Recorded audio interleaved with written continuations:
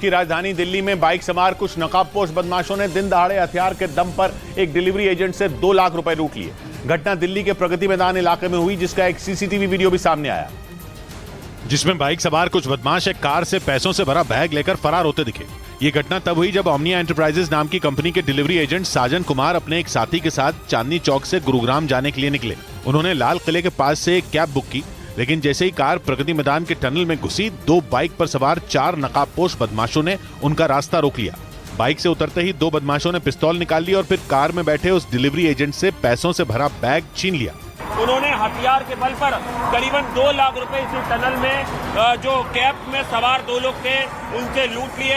दिन दहाड़े अंजाम दी गई इस लूट की जानकारी पुलिस को दी गई, जिसके बाद केस दर्ज कर पुलिस ने बदमाशों की तलाश शुरू कर दी। इस बीच दिल्ली के प्रगति मैदान इलाके में सरेआम लूट के मुद्दे पर सियासी बखेड़ा भी खड़ा हो गया। इस घटना पर दिल्ली के मुख्यमंत्री अरविंद केजरीवाल ने ट्वीट करके सवाल उठाया, केंद्र सरकार पर निशाना साधा। यही नहीं, उन्होंने दिल्ली के उपराज्यपाल का इस्तीफा भी मांग लिया और दिल्ली के प्रगति मैदान इलाके में हुई लूट की घटना के लिए केंद्र सरकार और दिल्ली के उपराज्यपाल को जिम्मेदार ठहराया। यही नहीं, लगे हाथ उन्होंने दिल्ली पुलिस को दिल्ली सरकार को देने की मांग भी कर डाली, जिसके बाद बीजेपी ने जैसे को तैसे के अंदाज में जवाब देते हुए पंजाब का जिक्र छेड़ दिया। क्राइम रेट बड़ा कहीं का है तो पंजाब का। केजरीवाल के पास दिल्ली पुलिस नहीं है, इसीलिए उन्होंने प्रगति मैदान की घटना के बाद ये जिक्र छेड़ दिया।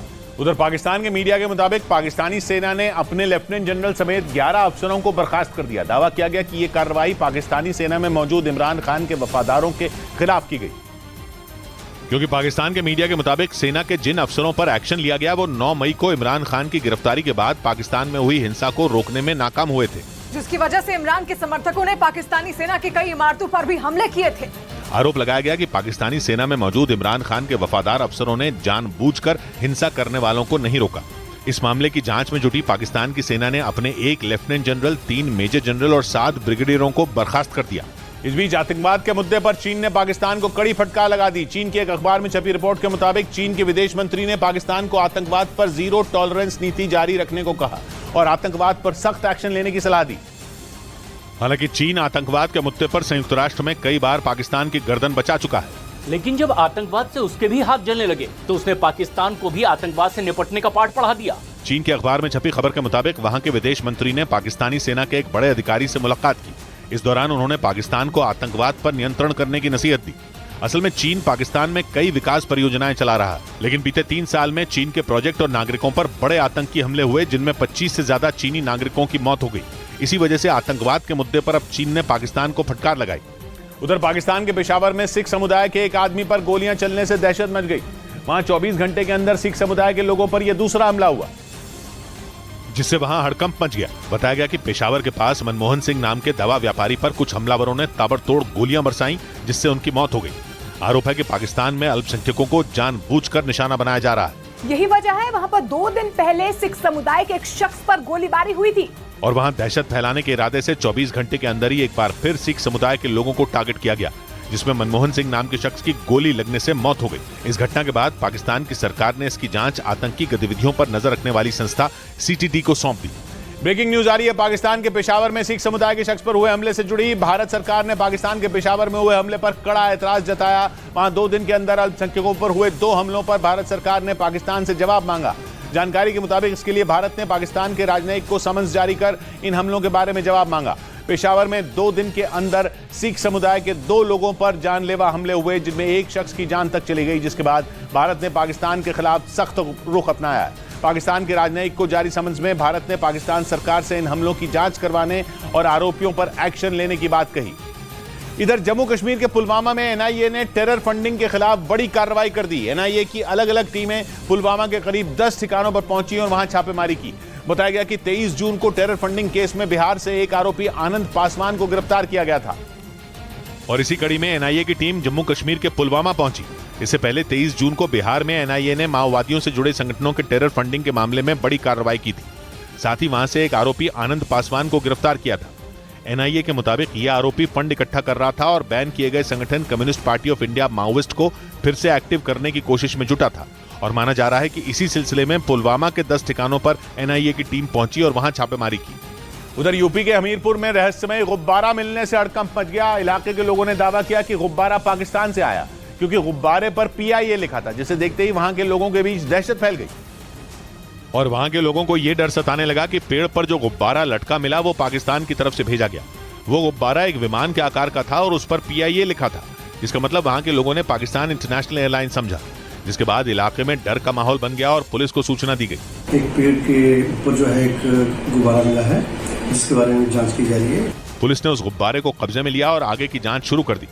वहीं मुंबई से दिल दहला देने वाला एक वीडियो सामने आया, जिसमें एक मकान की बालकनी का बड़ा हिस्सा गिरने से 2 लोगों की मौत हो गई। बताया गया कि लगातार हो रही बारिश की वजह से मकान की बालकनी गिर गई, जिसकी चपेट में आने से 2 बुजुर्गों की मौत हो गई। हादसे का एक CCTV वीडियो भी सामने आया, जिसमें मुंबई के विलेपार्ले इलाके में अचानक बालकनी का बड़ा हिस्सा गिरता दिखाई दिया और उसके साथ ही बालकनी में खड़े 2 बुजुर्ग भी नीचे सड़क पर आ गिरे। हादसे के दौरान दोनों बुजुर्गों पर भारी मलबा गिरने से वो गंभीर रूप से घायल हो गए और थोड़ी देर बाद दोनों की मौत हो गई।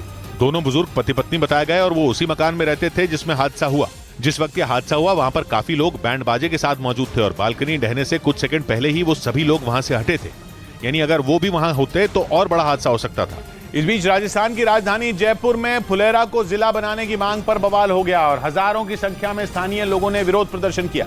बताया गया कि फुलेरा को जिला न बनाए जाने से बड़ी संख्या में नाराज लोग नेशनल हाईवे पर प्रदर्शन करने पहुंच गए और उन्हें रोकने के लिए भारी संख्या में पुलिस फोर्स भी तैनात थी।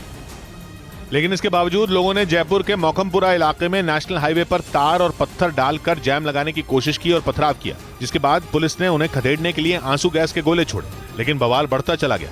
आरोप है कि इस दौरान पुलिस ने भी लोगों पर पत्थर फेंके, जिसमें कई लोग गंभीर रूप से घायल हो गए। पुलिस ने भीड़ को तितर बितर करने के लिए लाठीचार्ज भी किया।